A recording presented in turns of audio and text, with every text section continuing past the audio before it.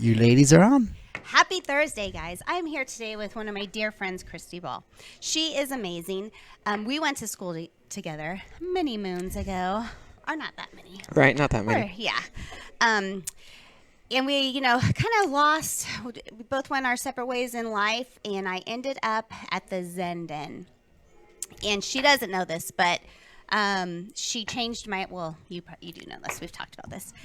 We ended up in a class together doing chakras, which I had never had done before. But ironically, the universe brought it to. It was just me and you, and that day changed my life. It was pretty cool. I'd love to hear that. So I think I want to start there with you because, yes, you're a mom, and yes, you have this amazing life, but you really took a journey into the yoga world kind of later in life, really? Yes. Let's talk about it. All right. Let's talk about it. Well, I actually, when I was in Vegas, I had my own fitness company where I was training, and I was working at Gold's Gym, and I worked with the guys in the Octagon, and What? I was pumping iron, and I was doing all of that type of stuff. And then one day somebody introduced me to hot yoga. And so before that, the only yoga that I did was Payo, which was more crazy, very vigorous yoga. I haven't even heard of that before. Yeah, so Maybe we need to go Pilates to a yoga. class, friend. It's yeah. Yes, Pilates it's a will lot. kick your butt. So yeah, that's what I was doing. And so hot yoga, we went into a very cool yoga studio, and it was very, as people used to like to call the Zen Den, woo-woo. And Very fancy. yes, so, I got to kind of step into that more spiritual side of yoga, the moving meditation side of it. And it just changed my life. Very cool. And so I took off and I did my training, and I had my mom took my kids for me. I went down to San Diego and I did an accelerated program. I was gone for about a month. So I took off over the Wow. summer, and they came down and saw me when I finally graduated. I thought about bringing them along with me, but I was really glad that I didn't because I felt like I lived in a cave for about a month. Yeah, you needed that space. Yeah, and so it was definitely life-changing. And then when I got done, I came back and opened up the Zen Den with Amy. It was so cool. Right, and so created my own woo-woo space, my own little healing space. Yeah. So it was quite a journey. What a big journey. And at that time, you had two beautiful, amazing children. How old were they? At the time, I don't know, I can't think of ages. Ray, I think, was in kindergarten, and Aiden was probably in like 4th grade. Oh, so two young ones. And Yes. really, how exciting to kind of take this journey and think, okay, like this is important enough to take a break and really do something for myself. Yes. So, we talked about it earlier that obviously that piece of your journey really took a nice, safe place for you as you hit your next journey, Yes. which was cancer. Which was cancer. So I was diagnosed with breast cancer in 2020, and we had a hard time getting me in anywhere to get checked. So by the time I started dealing with it, and to be perfectly honest with you, between Kiwanis and my business and my kids and everything, Corona, and I had left my husband at the time, so I was just kind of trying to get us settled into our own place. Single mom, running a business, involved in community, 2 children, and not feeling right. And it's Who funny. has time for that, right? Like, Yeah, I who's look time at for the pictures now and I'm like, how did I not know that I was like dying? But we sometimes just keep rolling and keep going, keep Yeah. going. So I assume that is really where your pumpkins came from, because you say to me all the time, like, check yourself. Tell your young daughters. Have the conversation. that was a huge thing. The first ones that I did, I found them at Target one day. I walked in and they had a whole pile of pink pumpkins sitting there in October that said, I think you've been ghosted. So I was like, this is perfect. And I was super sick and I was in treatment at the time.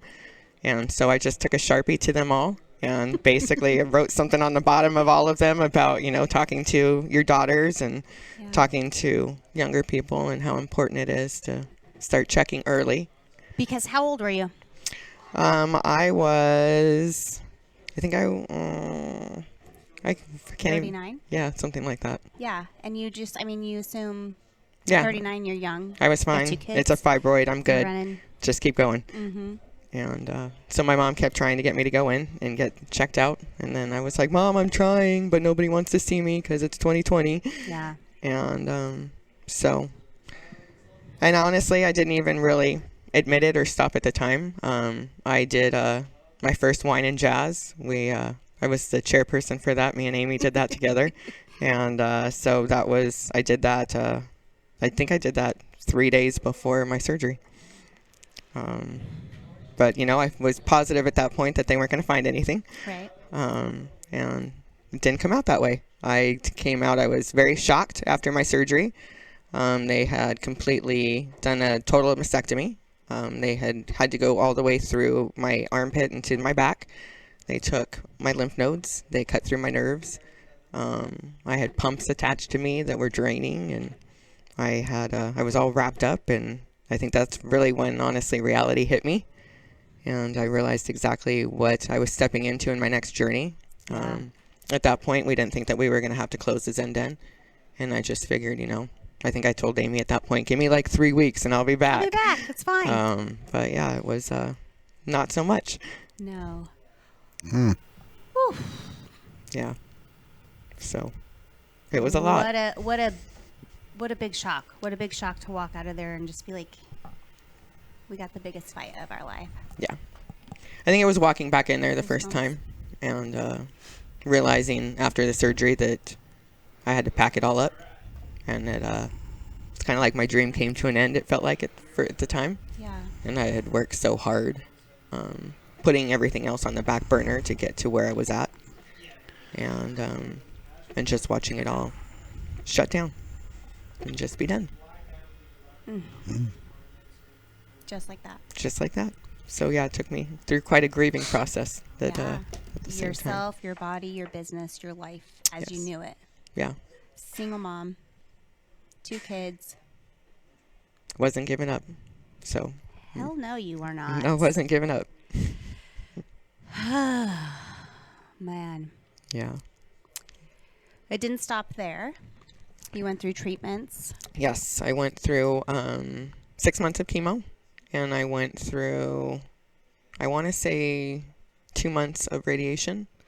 I went every day to radiation. The only time that I took a break was when I was literally like black and charred. And I was, so yeah, it brought down all kinds of other things, and I dealt with neuropathy, and there were a couple months there where I couldn't walk, but I still got out of bed every day and did the best I could. Did my army crawl. I always wanted to be there for the kids, and so I did the best I could to take them to school every day, and kept moving and kept stretching. Like we talked about before, I got to the point where I didn't think I'd ever be able to lift my arms up above my head, or radiation was super difficult because I actually had to lay with my arm up, and that was super hard to do. I was like, what are they trying to do to me? Well, and that's what, like a 3 or 4 hour process, right? Actually, once you get, so it is when you start like just getting started, and they tattoo you and they have to line everything up, and they make special like jelly things to put on you so that they don't completely fry you. And so getting fitted for all of that is quite a process. But after that, honestly, I think that the treatments were like 20 minutes each. So. She would still be at Kiwanis. She was still at the school. I mean, it was just like this process that you see your hair falling out. Yep, I went. Your skin getting lighter. Yep, steroid. That was my first treatment. So I still had hair there. That was probably my second treatment. I think by that point it was already kind of falling out in chunks. So we just buzzed my head and called it a day. Called it a day. And yes. Lots of support you had. I did have lots of support. So my mom and dad were there by my side and helped me get through it all. And I was staying with them. So if I fell asleep in the recliner or passed out and couldn't handle it anymore, then my mom made sure that the boys were fed, and we handled that. That was before Christmas, and so I tried to do the things that were still important to me. I tried to find balance and know when to say no. And this was Angel Tree, actually, so it was super important to me. The Zenden had taken over the Angel Tree, and I still wanted all of those kids in Fort Mojave to get their Christmas presents and to continue the tradition that we had started. So, and that was me out supporting my kids for Walk Away from Drugs, and down in Bullhead. And that was, I could barely walk at that point. I had these crazy, like, Frankenstein shoes on that you can't see, of course, in that picture, but that was my little support system right there, for sure. And always made sure that I showed up, and I don't know if I embarrassed him or not, but I was always there at the awards assemblies or anywhere else that I needed to be. Even embarrassing or not, I'm coming. Right. I hated the wigs. Wigs gave me hot flashes, and they gave me headaches. So for the most part, I just kind of tried to wear cute hats. Maria Pinecker actually did something super cute for me with the Kiwanis. That's Angel Tree right there. That was definitely my passion, and I had a hard time getting out of bed some of those mornings, but I always made it down. Anita was super supportive down at Javelina's, and she helped us put the tree together and kept everything together for me that year down there. Yeah. And so yeah, just everybody in the community. I still got out and I did what I loved, and I mean, maybe I didn't make 10 pies that year, but for Christmas I love to bake. I love to do cookies, and so I just kept doing it. There's Amy. Amy was pretty much there with me through my through almost every single treatment. I think that she missed maybe 2 chemos. And other than that, she did what she could do. And, if trick-or-treating that year, every, whatever it took, we would just, I took my time and I got in the car, and she was my chauffeur driving Miss Christie. So, and it was, super important to me to, I guess, be that role model for my kids and keep doing the things that we did every year to support the community and to be out there and support others. Yeah. And, great example. But I think it was, definitely part of what kept me going. Yeah. Couldn't stop. No. There's still tons to do. Yeah, there was too much to do, and I had to keep doing things that I loved to get through it too. Yeah. So. Well, and that also surrounds you with people you love, Yes. And I think that everybody was super supportive and just kind of holding me up through that process. So. What do you think that you would say to that Christie? Christie. Or somebody in similar Because situation. I believe that you're a whole... I since we've reconnected, I've kind of watched you through these few journeys. And I feel like who I met, obviously in high school, we're totally different people. Absolutely. But when we reconnected, you were so strong and powerful. Again, you had just come out of a marriage, you had your 2 kids, you had taken this journey into the yoga world, and you just oozed of, I'm doing this, And then you hit your cancer cycle where you could see in your face it was still like, I'm doing this. I am doing this. I think that it's just balance, and so for me, I feel like I was just more of a wrecking ball, I think, in the beginning of the Zenden, and there was no stopping me. And I wish now that I would have, looking back, that I would have taken more of that time for myself. Doing everything else that I did in the community, I think that a lot of times I was putting others before me. Yeah. So even though I was getting out and doing those things, if there was a morning that I couldn't make it to Javelina's, then I called Anita and I said, I just can't make it. I think that we had that experience even doing the pumpkins this year, where I was going to meet you last Friday up at the Laughlin Chamber meeting for breakfast. Yeah. And I called you and I said, my body's just not feeling it this morning and I need to take a little bit more time for me. Yeah. So I think that I've gotten a lot better at that now. But I wish that that's something that I would have seen back then.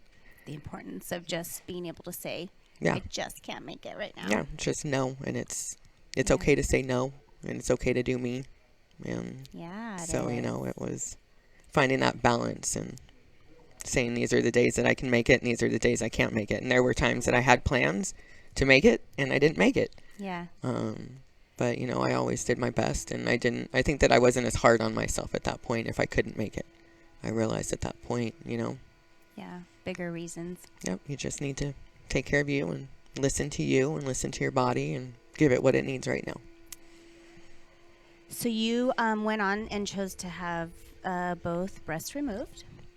Was that a necessity, or that was the right thing to do? Honestly, I'm just super flat chested, so I've only had one breast removed. Oh, shoot. Note to self. Right? So the other one I kind of hide with sports bras, just so that I don't look so lopsided. And other than that, I haven't decided what I'm going to do yet. People ask me all the time, and I know a lot of people that have had issues when I let it get so carried away, basically, that they kind of had to like scrape my ribs. And then basically the way they do it is kind of like a pie, and then they take your skin and they pull it back together, and then they sew you shut. So I still feel super tight, and I couldn't imagine putting anything in there right now to stretch me out. So I'm still kind of... Probably doesn't seem so important. It doesn't seem so important at this point. Yeah. So I'm just kind of, I don't know. We'll see. We talked about it when we went to lunch a few weeks ago, where sometimes I get frustrated with life and I call you, I'm like, we got to do lunch. Like, I need you. And you're just always like, those things are not important, Christy. And I'm like, you know what? You're right. Like, you are right. And I think that you always had kind of an outlook like that on life, but I cherish our conversations and our moments that we have, and the reminder of like, yeah, no, it's just not. Right. It's not that I think that I have, I think that I always preached it, but I think that I have learned to definitely walk the walk now. Yeah. And I really just don't care what anybody else thinks or says. And I think that it's just about loving yourself and taking care of yourself. And I think kind of like we talked about the other day at lunch, I think that, you know, the haters are going to hate, but, you know, at that point you just say, you know, you got to go love yourself. Yeah. And they got to go love themselves. Justin Bieber saying it right. I was like, you're so right. I'm using that. Yes, just go love yourself. It's fine. Yeah. I mean, we know what we're saying, right? But they don't know what we're saying. I guess unless they know the Justin Bieber song. Right. Oh, and okay, so let's so you got through it. I mean, you're a survivor. It doesn't mean that it stops. It doesn't mean that the fear is not there. It doesn't mean you don't still deal with things. But you're here. But I'm here. I'm not going anywhere. So no. So yes, I think that that's a huge thing too, and I think that a lot of people see me out in the community and just think, oh, she's better, and she's fine. Everything's perfect. But you know, it's still a balancing act, and I don't have lymph nodes, so I have a big fat difference between my arms. This one's super big. It still doesn't lift up the way it's supposed to, and I actually have to sit on a pump sometimes and physically like pump my lymph system. And would have no idea. Right, and so you know, I do what I need to do, and you know, drip medic, different places like that most people would say that they're not going to go spend their money.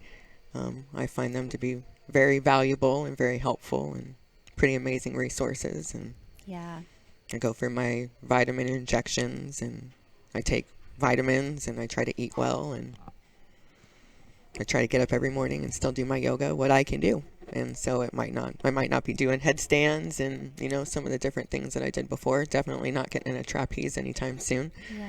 But you know, I just do what I can do.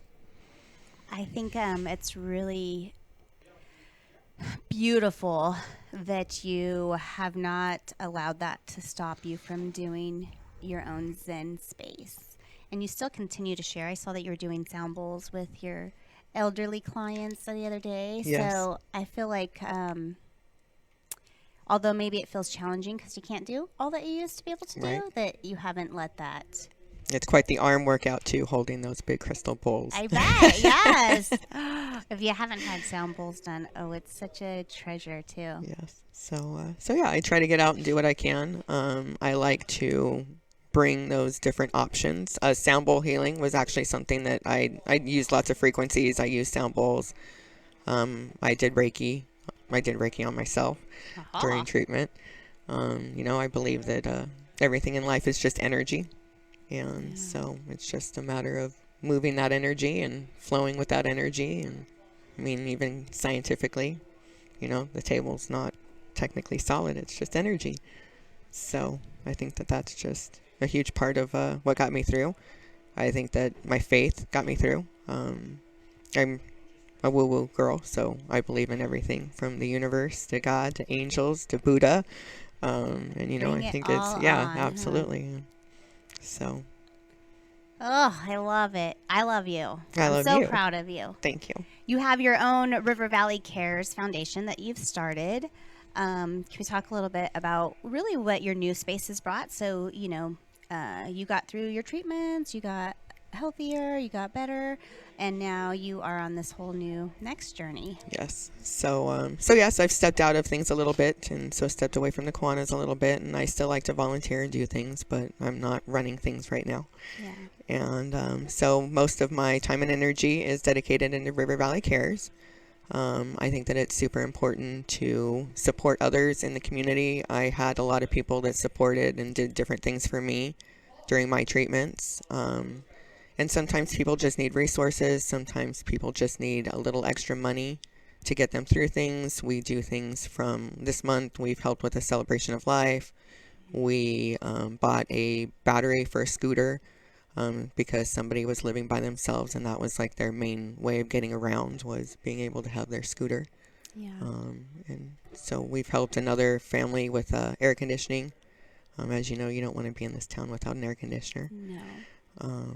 So we've helped. The coolest thing I think that I did was we had a family who reached out to us, and they had a super expensive power bill, and so they couldn't afford their mom's medications for that month. So we basically went and to the pharmacy and bought the medications. So I got to deliver the medications, and yeah, I walked up to the house, and the daughter was standing outside, and you know, she was high-fiving. I think she wanted to chest bump me at that point. She was so excited. And so, you know, it was super cool. You know, she opened up the door, and she was just, "Mom, you got your medications. Aww. Woo!" You know, and, you know, it was just super heartwarming. I mean, goosebumps. And Yeah. so, you know, and then it was super funny, you know, and so I went in and visited with the mom for a few minutes and the family. And then when I left, I was pulling out of the driveway, and they were so excited that I could actually hear them all yelling inside the house still, just woo and clapping, and, you know, "You got your medications." And it was, you know, It basically, mattered. yeah, It I smiled, and mattered. I was like, that's why I do what I do. You know, Yeah. and so it was super cool. And they've been amazing. And so they helped me take over the pumpkins this year. And so we got to take the pumpkins to Kingman, Laughlin, A lot more Needles, pumpkins Lake went out. Havasu. So yeah, they took, I mean, basically all I could do. There was no way that I could even probably afford to buy all of the pumpkins that they bought this year. I think that when the first time I started, I think I started with 30, but they cost me $1 each.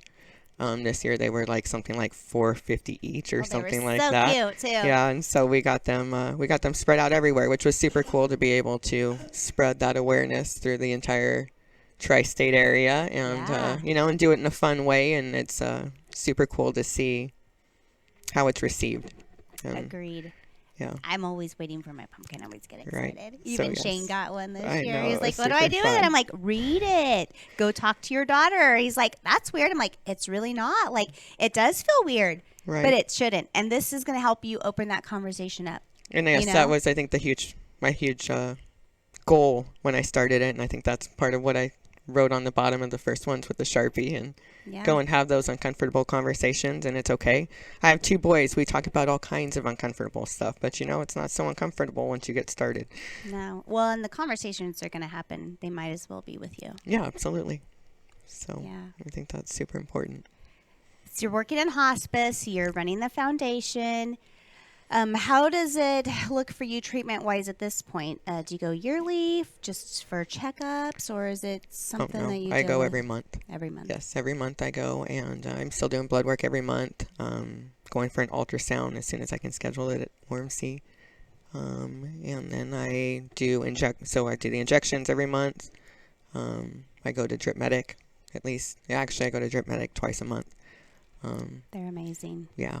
And it really goes back to self-care and making sure that you are able to function. Yeah. Yeah. Well, that's just it. So I'm not going to, I think that it's super important. And I think a lot of times, you know, and I've had this conversation actually even with a provider who was having some problems and starting to get sick. And I said, if you're disabled, you can't help anybody. Yeah. And it seems kind of crazy sometimes, and people don't want to spend that $150 to get an IV or, honestly, the vitamin B shots are like, I think $15 each. They're very affordable. So it's definitely worth taking that time and taking that energy and that little bit of extra money and going and taking care of yourself, because Yeah. I know, you have some people are like, oh, I take vitamins. Oh, I do this, blah, blah, blah, blah. But until you go and get your drip, you won't understand how beneficial that is for your energy, vitamin-wise, just the fluid, the hydration. I mean, unfortunately, none of us eat well. And even if we eat better, the vitamins still are not there. And this goes directly into you. Yes. And I think even electrolytes, I definitely say electrolytes. I even buy them off of Amazon, to be honest with you. And just keep yourself hydrated. Absolutely. So important. Oh, I'm so proud of you. Well, I'm so excited. It's such an honor to have you here today. It's an honor to be here. We've talked a few times about you sharing your story, which takes a lot out of you. Let's be honest. I mean, that's a lot. It was honestly, I thought we were going to do a lot more crying today. I know. I thought so too, but I think because you're you and because your outlook on it, I mean, you just chose a different route. Even on the days that were hard, I seen you one day at Kiwanis and you were barely walking. Here we go. And you were barely walking and you were just like, listen, I woke, I'm up, I'm here. Yep.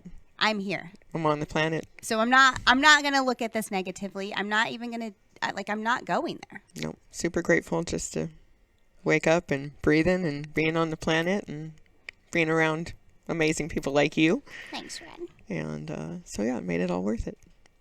I'm proud of you. Listen, guys, if you can take anything from this, it is to make sure you're checking yourself. Man or woman, breast cancer affects all. Absolutely. So, and there's many different, types. If you are not, I think we take for granted a lot of times when we're not feeling good that we just kind of brush it off.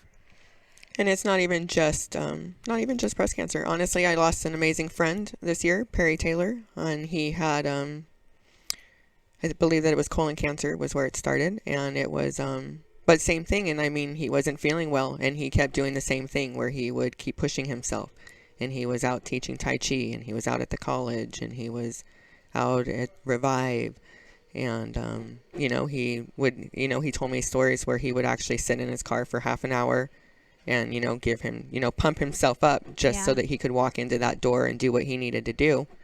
And bless his little heart, I wish that he would have taken a little bit more of that time taking care of himself and realizing at that point he thought it was diabetes. So he was definitely well, and who wants to deal with it, right? Right. And so we often exactly. And I think it was kind of very much the same process where he was like, I'll be okay, and it's just this, and I'm out taking care of everybody else. And then by the time they found the cancer, it was too late. Yeah. Don't let it be too late. Don't let it be too late. Get checked. Make the doctor's appointment. Yes. If you are not feeling right, and if one doctor tells you, hey, it's all normal, looks fine, and make another appointment. Get a second opinion. Keep looking. Second, third, fourth opinion. But yes, and a lot of times that happens. And I had been told that a few times before the world shut down was, I had some problems. I'd been in the hospital because I couldn't stop throwing up and a few different things. And, at that time they just told me, you're fine. And it's probably anxiety. Right. And you have so much going on. Okay. Have you looked at your life? Take a nap. Right. Yeah, exactly. And, sometimes I think that you've got to be your own advocate. Yeah. And, if it doesn't feel right and if you don't believe what the doctor's saying, or if you go and get another opinion. Yeah. You heard it. You heard it right there. Yes. Get checked. Well, thank you so much for being here. Thank you for sharing your story. Thank you for everything that you guys do out in the Thank community. you for bringing the pumpkins. Yes. I love you too, and I'm so proud of you. Again, I'm honored that you came today and shared your story with us. I am so proud of you and the foundation that you've started and working so hard with, and that we were able to support that a little bit. But just a reminder, again, don't be afraid to, be your own advocate, to make sure you are going to your doctor's appointments, giving yourself the time. If you're not feeling right, just make the appointment. Go have the conversation. Make sure that you're talking to your children, your family members, your spouses, because, you know, it doesn't care how old you are. Nope, it doesn't. Unfortunately. Just love yourselves, my friend. Love yourselves. Love yourselves. All right, guys. Thank you for showing up today. Thank you, guys. Thank you for being here. Thank you for having me. Check yourself. Check yourself. Check yourself. Before you wreck yourself. Yeah, that's it.